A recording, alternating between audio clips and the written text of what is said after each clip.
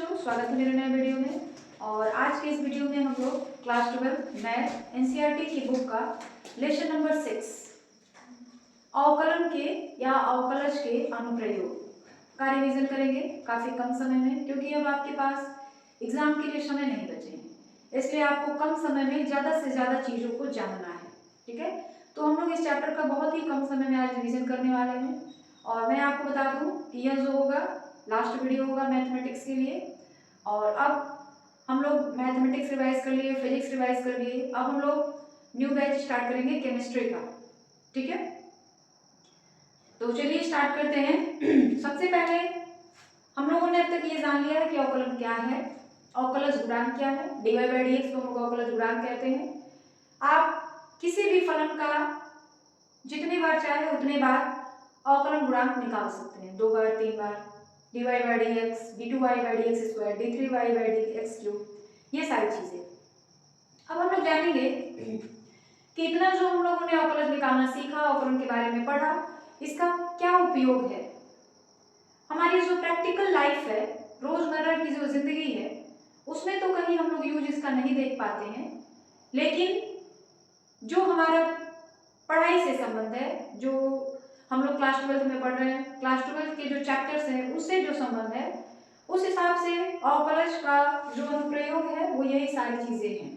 ठीक है, पहला क्या है, राशियों के परिवर्तन की दर ज्ञात करते हैं। जैसे दो राशियां दी हुई हैं, तो एक राशि जो होती है परिवर्तित होती रहती है, तो किसी एक राशि में परिवर्तन की दर दूसरी राशि के सापेक्ष ज्ञात करने के लिए हम लोग जो होता है अवकलज का प्रयोग करते हैं। अब जैसे यहाँ पे देखिए ds बाई dt लिखा हुआ है, इसका मतलब क्या है, s जो है दूरी है और t जो है समय है। तो इसका मतलब यही है कि t समय में s के परिवर्तन की दर को ज्ञात करना। ठीक है, जैसे dy बाई dx लिखा है, इसका मतलब यही है कि y में x के सापेक्ष परिवर्तन की दर को ज्ञात करें। ठीक है, तो किसी भी राशि में जो परिवर्तन की दर होती है उसको ज्ञात करने के लिए हम लोग अवकलज का अनुप्रयोग करते हैं। ठीक है, दूसरी बात क्या है, वर्धमान और ह्रासमान फलन का मान ज्ञात करें। कोई फलन दिया गया है, वह फलन वर्धमान है या ह्रासमान है, इसका मान हम लोग निकालने के लिए जो होता है अवकलज का अनुप्रयोग करते हैं। अगर कोई फलन दिया गया है और उसका हम लोग अवकलन करते हैं, f डैश x निकालते हैं, आपने पढ़ा होगा dy by dx is equal to f dash x, या इसी को हम लोग y डैश लिखते हैं। तो कोई भी फलन दिया गया है उसका हम लोग f डैश x निकालते हैं या dy बाई dx निकालते हैं, और उसका मान अगर धनात्मक आ जाता है तो जो फलन है वो वर्धमान है, और यदि f डैश x का मान ऋणात्मक आ जाता है तो जो फलन है वह क्या हो जाता है, ह्रासमान हो जाता है। ठीक है, इतनी बात तो आपने पढ़ा है। तीसरी बात क्या है, किसी वक्र की स्पर्श रेखा और अभिलंब का समीकरण निकालने के लिए, किसी वक्र की स्पर्श रेखा और अभिलंब का समीकरण निकालने के लिए भी इस अवकलन का अनुप्रयोग किया जाता है। उसमें भी जो कोई भी वक्र है उसका ढाल निकालने के लिए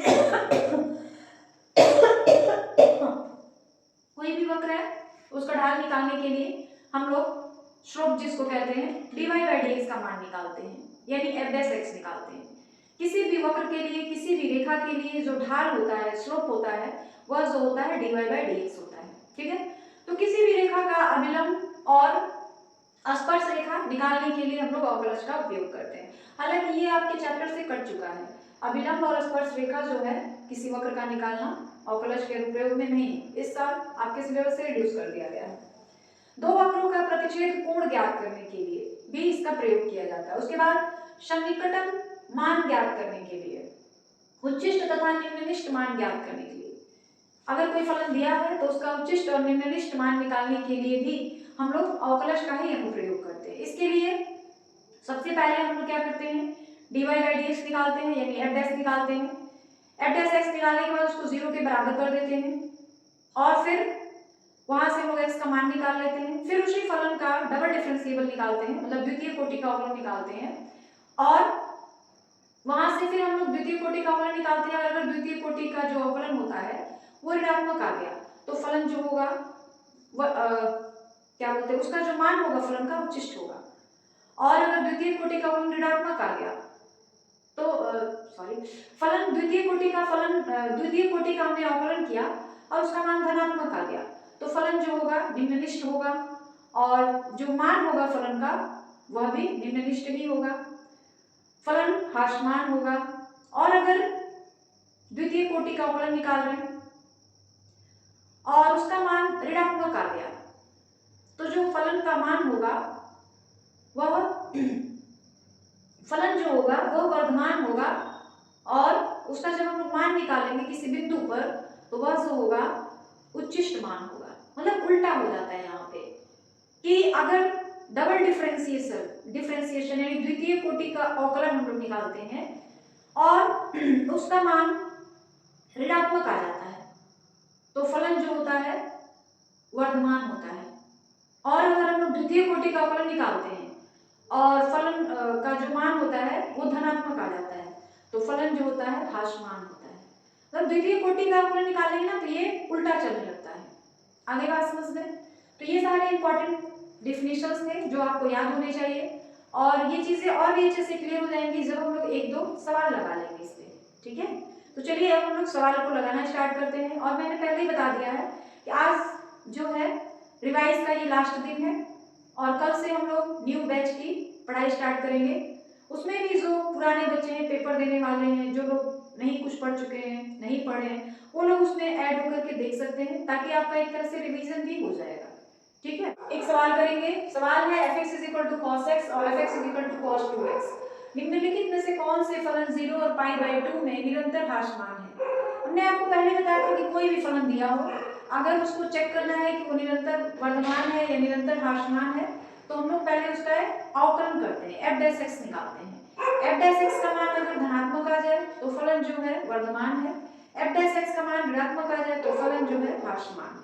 ठीक है, अब हमको यहाँ पे एक लिमिट दे दिया है कि 0 और π/2 में चेक करना है।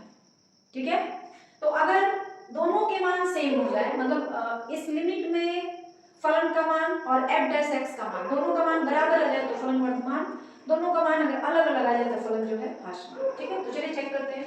सबसे पहले इसका f' निकालेंगे तो f' क्या हो जाएगा -cos x -sin x। ठीक है, -sin x आ गया। अब ये जो लिमिट दिया है 0 to π/2 उसमें हम लोग साइन का मान निकालेंगे कितना आता है तो लिखेंगे 0 to π/2 में फलन का मान तो 0 और π/2 में जो फलन का मान आता है, जो sin x का मान आता है, ये sin x का मान चेक करेंगे तो 0 और π/2 में हम लोग देखते हैं कि साइन के लिए कोई भी मान अगर मिले तो वो सारे मान कैसे होते हैं धनात्मक हो जाते हैं तो इसका मान क्या हो जाएगा धनात्मक। कुल मिला के f' का मान हमारे पास क्या मिला ऋणात्मक, अतः फलन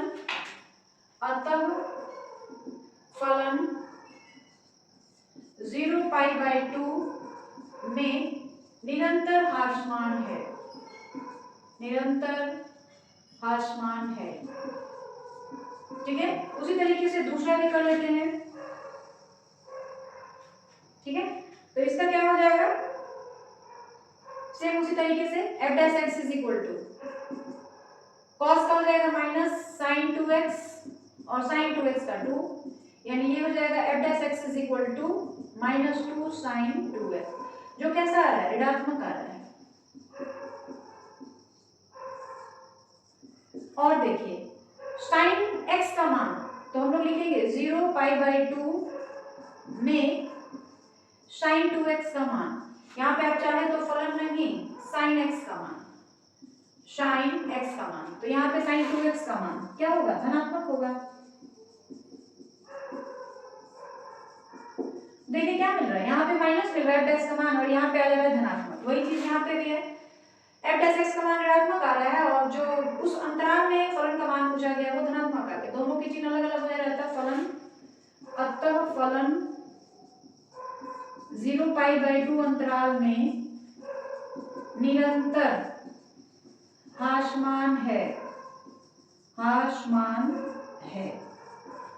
आगे बात समझ में? तो इस तरह जो सवाल होते हैं वो जनरली 1 नंबर में पूछे जाते हैं, ऑब्जेक्टिव में पूछे जाते हैं। लंबे सवाल इस पे नहीं बनते, 2 नंबर या 3 नंबर 4-5 नंबर के सवाल इस पे नहीं बनते। ठीक है, ये ऑब्जेक्टिव टाइप के सवाल होते हैं। तो ये बात क्लियर हो गई है। आगे बढ़ा जाए, एक अलग टाइप का सवाल करेंगे जो कि देख लीजिए 2022 और 2024 में पूछा गया सवाल है। इस तरह के सवाल भी आपसे पूछे जा सकते हैं और यह सवाल जो है 5 नंबर में पूछा गया है 2022 में, लेकिन 2024 में यह सवाल 3 नंबर में पूछा गया है। ठीक है, तो नंबर से नहीं मतलब है, आपको ये मतलब है कि सवाल आपको बनाना आना चाहिए। ठीक है, तो इसमें क्या है कि फलन दे दिया है और आपको अंतराल निकालना है। इसके पहले वाले सवाल में क्या था, चेक करना था कि फलन वर्धमान है या ह्रासमान है। तो हमने f' निकाला, धनात्मक आ गया तो वर्धमान, ऋणात्मक आ गया तो ह्रासमान। यहाँ पे अंतराल मतलब लिमिट निकालना है कि किससे किसके बीच में जो फलन है वो वर्धमान है और किसके किसके बीच में जो फलन है वो ह्रासमान है। ठीक है, तो चलिए निकालते हैं। ऐसे सवालों को सबसे पहले फलन जो दिया है हम लोग क्या करेंगे, fx इज इक्वल टू दिया हुआ है x square minus 4x plus 6। हम लोग f' निकालते हैं। सबसे पहला काम 2x माइनस 4 ये तो 0 हो जाएगा। f' को हम लोग 0 के बराबर कर देते हैं। ठीक है, तो 2x minus 4 is equal to 0 यानी 2x इज इक्वल टू 4, तो x इज इक्वल टू 2। ठीक है, अब x का मान 2 आ गया। 2 जो है x इज इक्वल टू 2 वास्तविक वास्तविक वास्तविक संख्या रेखा को दो अंतरालों में बांटता है। मतलब मान लीजिए आपका संख्या रेखा है, ये आपका संख्या रेखा है। ठीक है, इधर माइनस इनफाइनाइट इधर प्लस इनफाइनाइट, बीच में आपका 2 आ गया। तो आपके पास दो अंतराल बन गए, पहला अंतराल यहां से यहां तक और दूसरा अंतराल यहां से यहां तक। तो पहला अंतराल क्या मिलेगा, माइनस इनफाइनाइट टू 2 और दूसरा अंतराल मिलेगा 2 से लेकर इनफाइनाइट। आगे बात समझ में, ये दो अंतराल मिल गए। अब आपको f' का मान देखिए क्या मिला है, ये मिला है ना, f' का मान क्या मिला हुआ है, ये मिला हुआ है। तो f' का जो मान है वो बारी बारी से इस अंतराल में और इस अंतराल में देखेंगे कि f' का मान कैसा आ रहा है, धनात्मक आ रहा है कि ऋणात्मक आ रहा है। धनात्मक आएगा तो वर्धमान, ऋणात्मक आएगा तो ह्रासमान। तो चलिए चेक करते हैं इसको। यहाँ पे क्या किया जाएगा, अंतराल माइनस इनफाइनाइट से 2 में f' का मान क्या होगा वो देखते हैं। मतलब 2 से लेके माइनस इनफाइनाइट के बीच में, यानी हम लोग 2 से छोटा कोई भी मान f' में रख लें। देख लीजिए 2 से छोटा मतलब मान लीजिए हमने 1 रखा, तो 2 इंटू 1 2 और माइनस 4 तो आ जाएगा -2। फलन का मान कैसा आ गया, माइनस में आ गया। अगर हम लोग मान लीजिए -1 रखा हमने x की जगह पे, मान लो हमने x की जगह पे 1, 2 से छोटा मान रखना है, यहाँ पे 2 से छोटा और यहाँ पे 2 से बड़ा। तो हमने क्या किया, अंतराल माइनस इनफाइनाइट 2 में f' का मान जो होगा लेस देन 0 आ जाएगा। कैसे 0 आ जाएगा तो चेक करते हैं। x की जगह 2 से छोटा 1 रख लीजिए, तो f' क्या हो जाएगा हमारे पास, देखिए 2 इंटू 1 -4 यानी 2 माइनस 4 यानी आ जाएगा -2। माइनस में आ गया, मान लीजिए हमने -1 रखा, 2 से छोटा कुछ भी आप रख सकते हैं। तो हमने x की जगह पर -1 रखा, तो 2 इंटू -1 -4 यानी ये आ जाएगा -6। तो ये भी छोटा आ गया। f' लेस देन 0 है, अतः इस अंतराल में फलन ह्रासमान है। क्यों ह्रासमान है भाई, क्योंकि इस अंतराल में जो फलन का मान आ रहा है ना लेस देन 0 माइनस में आ जा रहा है। अब दूसरे अंतराल 2 से इनफाइनाइट में चेक करेंगे। अंतराल 2 टू इनफाइनाइट में f' ग्रेटर देन 0 है, अतः इस अंतराल में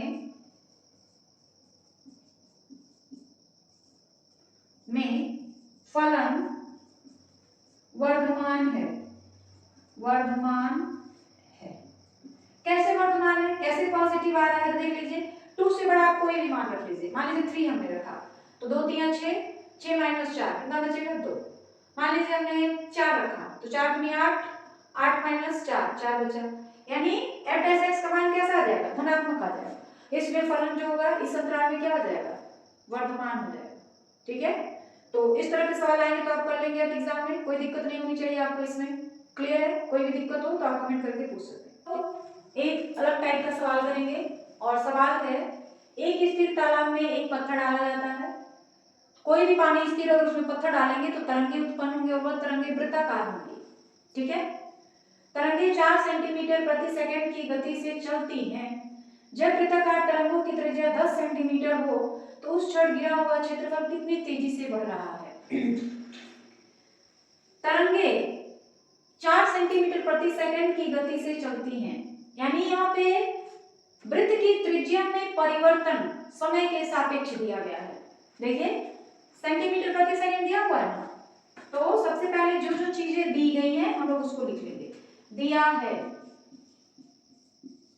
dr/dt is equal to 4 centimetre प्रति सेकंड। देखिए आपको 9 भी पता है ना, तो आप बता सकते हैं कि किसका मान दिया हुआ है।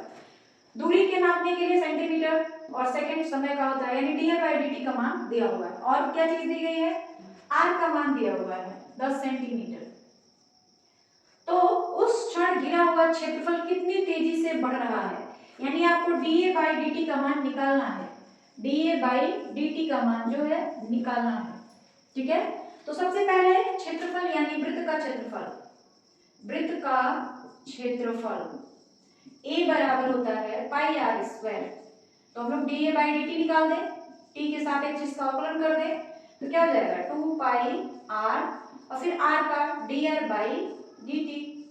ठीक है, अब देखिए dA/dt 2 पाई r की जगह हम रख सकते हैं 10, dr/dt का मान 4 दिया हुआ है, तो 10 चौके 40, 40 गुना 80, यानी dA/dt जो है 80 पाई, क्षेत्रफल है और समय है, तो क्षेत्रफल का मात्रक सेंटीमीटर स्क्वायर, समय का मात्रक t सेकंड, तो इसके लिए हो जाएगा 80 पाई सेंटीमीटर स्क्वायर प्रति सेकंड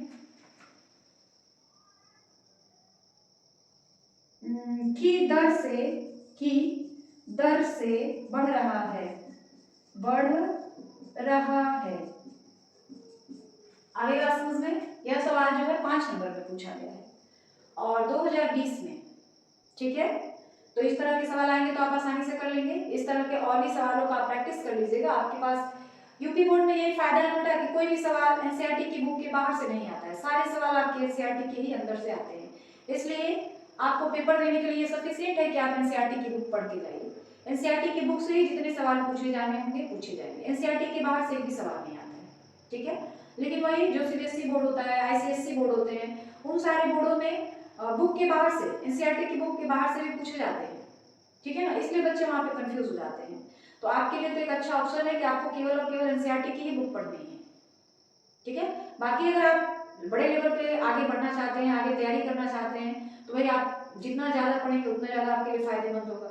ठीक है, तो एक अलग टाइप का सवाल करेंगे और यह सवाल जो है 2019 और 2022 दोनों साल पूछा गया है और 8 नंबर में सवाल में पूछा गया है। ठीक है, तो सवाल क्या है, एक घन का आयतन 9 सेंटीमीटर क्यूब प्रति सेकंड की दर से बढ़ रहा है। यदि इसके कोर की लंबाई 10 सेंटीमीटर है तो इसके पृष्ठ क्षेत्रफल किस दर से बढ़ रहा है, ये आपको निकालना है। ठीक है, तो सबसे पहले हम लोग क्या करेंगे, जो दिया हुआ है वो लिखेंगे। दिया है पहले लिखेंगे माना कि कोर की लंबाई, घन के कोर की लंबाई, घन के कोर की लंबाई x है। अतः x is equal to 10 centimetre, इसके कोर की लंबाई 10 सेंटीमीटर है और आयतन 9 सेंटीमीटर क्यूब प्रति सेकंड, यानी dV/dt ये दिया है 9 सेंटीमीटर प्रति सेकंड। ठीक है, और आपको निकालना क्या है, मान लीजिए माना कि पृष्ठ क्षेत्रफल एस है, अतः ds बाई dt ये हमको फाइंड आउट करना है, निकालना है। ठीक है, ये चीज हमको दिया है, ये चीज दिया है, ये चीज हमको निकालना है। तो सबसे पहले आयतन, घन का आयतन b बराबर क्या होता है, x का क्यूब। तो हम लोग t के रिस्पेक्ट में, t के सापेक्ष अवकलन करने पर लिख लीजिए, t के सापेक्ष अवकलन करने पर, अवकलन करने पर t के सापेक्ष हम अवकलन करेंगे तो क्या आ जाएगा, dv बटा dt is equal to 3x square और dx बटा dt। ठीक है, dv बाई dt का मान दिया है 9 और ये हो गया 3x square into dx by dt। हम यहाँ से dx बाई dt का मान निकाल सकते हैं, देखिए कैसे, dx by dt is equal to 9 by 3x square यानी 3 by x square, dx by dt का मान आ गया 3 बाई एक्स स्क्वायर। क्लियर है? अब हमको निकालना है पृष्ठ क्षेत्रफल। तो देखिए, घन का जो पृष्ठ क्षेत्रफल होता है वो दो तरह का होता है, एक होता है वक्र पृष्ठ क्षेत्रफल और एक होता है संपूर्ण पृष्ठ क्षेत्रफल। लेकिन इसमें दिया नहीं गया है कि आपको कौन सा पृष्ठ क्षेत्रफल यूज करना है, कौन सा पृष्ठ क्षेत्रफल में परिवर्तन की दर निकालनी है। तो हम लोग ये मान के चलते हैं कि संपूर्ण पृष्ठ क्षेत्रफल में परिवर्तन की दर हमको निकालनी है। तो संपूर्ण पृष्ठ क्षेत्रफल का फॉर्मूला क्या होता है, s is equal to 6x square, x क्या है, साइड है। अब हमको निकालना है ds बाई dt, इधर भी t के सापेक्ष अवकलन और इधर भी, इधर करेंगे तो जाएगा 12 और dx बाई dt होगा कि नहीं होगा, ठीक है ना। ये हो गया ds बाई dt और इधर आ जाएगा dx बाई dt का मान हमने निकाल रखा है 3 बाई एक्स स्क्वायर, तो ये हम रख लेंगे 12 और इसका मान 3 by x square, 3 by x square. ठीक है, तो हो जाएगा 36 बटा एक्स स्क्वायर। अब एक्स स्क्वायर, एक्स का मान दिया गया है हमको 10, तो वो मान हम रख लेते हैं। तो ये आ जाएगा 36 बटा एक्स स्क्वायर की जगह पर देख लीजिए x square 3 by x square, तो एक्स स्क्वायर, एक्स का मान हमको दिया गया है वहाँ 10, तो 10 का कितना आ जाएगा, 10 का आ जाएगा हमारे पास 100। ठीक है, तो इसको काट सकते हैं किससे, x की जगह पे 10 ही ना रखना है, x की जगह पे हमने रखा 10। एक मिनट, कुछ गड़बड़ है लग रहा है। यस, यहाँ पे गड़बड़ हो रही है हमारी, देखिए थोड़ा सा यहाँ पे गड़बड़ है। यहाँ पे आ जाएगा 12x और dx बाई dt। ठीक है, तो 12x dx बाई dt का मान 3x स्क्वायर, ये चीज गड़बड़ हो रही थी हमारी, तो एक x और एक x कट जाएगा तो ये बचेगा 36x, x का मान 10 रख लिया जाए तो आ जाएगा 2 से काट देंगे 18 बटा में 5, तो ये ds बाई dt है यानी सेंटीमीटर स्क्वायर प्रति सेकंड। तो हम लिख सकते हैं अतः घन का पृष्ठ क्षेत्रफल 18 बटा 5 सेंटीमीटर स्क्वायर प्रति सेकंड की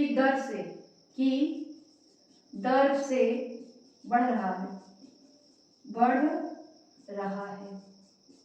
ठीक है, तो आज के लिए बस इतना ही। और इस तरीके से हमारा जो पहला बुक है पेपर फर्स्ट वो कंप्लीटली रिवाइज हो गया, और पेपर सेकंड जो है आप लोगों ने अभी अभी उसको खत्म किया है, तो उसका रिवाइज आप लोग कर सकते हैं। ये काफी पहले हमने पढ़ा दिया था, तो उसको हमने रिमाइंड करा दिया आपको। पेपर सेकंड तो अभी कुछ दिन पहले ही खत्म हो गया, तो वो चीजें आपको याद होनी चाहिए। और आज जो है हमारा इस सेशन की पढ़ाई खत्म हो गई है। अब जो है हम लोग कल से नए बैच के लिए केमिस्ट्री का जो फर्स्ट लेसन है वो स्टार्ट करेंगे। इस वीडियो में आप चाहे तो आप भी जुड़ सकते हैं, उससे आपका लेसन नंबर फर्स्ट जो होगा रिवाइज हो जाएगा, लेकिन वो रिवीजन क्लास नहीं होगा। वह जो कल का जो क्लास होगा वो नए सेशन का जो क्लास 12th होगा उसके लिए हमारा केमिस्ट्री का फर्स्ट वीडियो होगा, फर्स्ट चैप्टर का। ठीक है, और वीडियो के लास्ट में हमेशा की तरह मैं यही कहना चाहती हूँ कि अगर आपको हमारे वीडियोज अच्छे लगते हैं तो प्लीज हमारे चैनल को सब्सक्राइब कर लीजिए, ताकि जो भी नोटिफिकेशन यहाँ से दिए जाए वो आपको सही समय पर मिल जाया करे। और आज हमारा ये सेशन खत्म हो गया है और मैं यही चाहती हूँ कि मैंने इस सेशन में जो भी गलतियाँ की है मैं उसे दोबारा ना रिपीट करूँ नए वाले सेशन में। और मैं आपसे ये रिक्वेस्ट करूँगी कि मेरे वीडियोस के अंदर जो भी कमियां हो उसे आप जरूर बताएं, जरूर इंडिकेट करें, ताकि मैं उस कमी को दूर करके नए सिरे से नए सेशन में उस कमी को दूर करते हुए आ सकूं। और लास्ट में मैं यही कहना चाहती हूँ कि बेटा मेहनत करो, बिना मेहनत का कुछ नहीं होने वाला है। आपके स्कूल में, घर में, सब जगह यही सिखाया जाता है, क से करिए फिर क से खाइए। जब तक आप कुछ करेंगे नहीं ना बेटा, खाने को नहीं मिलेगा। और यही वो समय है जब आप इस आगे के 3-4 साल मेहनत कर लेंगे तो आपके आगे के जो 40 साल 50 साल होंगे वो अच्छे से सुखी से गुजर जाएंगे। और इस समय अगर मेहनत नहीं करोगे बेटा तो बाद में पछताने के सिवा कुछ नहीं मिलेगा। और एक समय ऐसा आएगा कि आपके माँ बाप तो आज आपका बोझ उठा रहे हैं, भार उठा रहे हैं, आपको पढ़ाई लिखाई सब चीज का खर्चा दे रहे हैं। एक समय ऐसा आएगा कि वो लोग भी कहेंगे भाई हमने तुमको इतना दिन दिया, अब तुम हमें ला कर दो। वो भी सिचुएशन आएगा। तो इसके लिए बेटा जरूरी ये है कि आप मेहनत से पढ़िए। टाइम तो आपके पास है नहीं, जो भी चीजें आपने पढ़ा है उसको ईमानदारी से, मेहनत से, लगन से पढ़िए, याद करिए।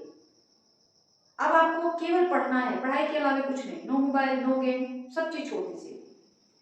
ये जो 1 महीने बच गए ना बेटा, 1 महीने भी अब नहीं बचे आपके पास।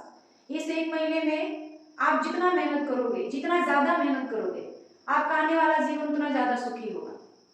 और जितना कम मेहनत करोगे, टाइम पास करोगे, आगे आने वाला समय जो होगा आपका मुश्किलों से भरा होगा। ठीक है ना बेटा? इसलिए जितना ज्यादा हो सके पढ़ाई करिए। गार्जियन को दिखाने के लिए नहीं, खुद के लिए, अपनी आने वाली जिंदगी को और बेहतर बनाने के लिए। ठीक है? और लास्ट में मेरी तरफ से best of luck for your examination. अब हम लोग नेक्स्ट सेशन में मिलेंगे आपसे केमिस्ट्री के फर्स्ट लेसन के साथ।